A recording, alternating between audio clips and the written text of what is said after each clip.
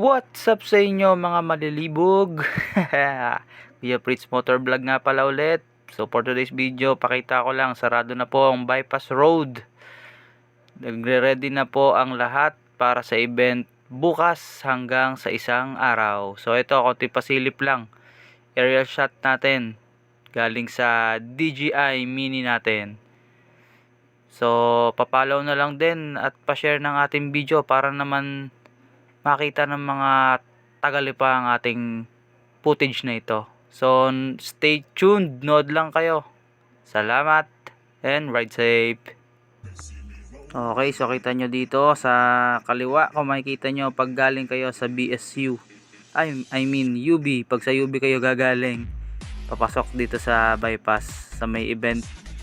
Yung kaliwa niyan, nandyan yung mga dirt bikes, mga nag-i-enduro dyan, mga enduro.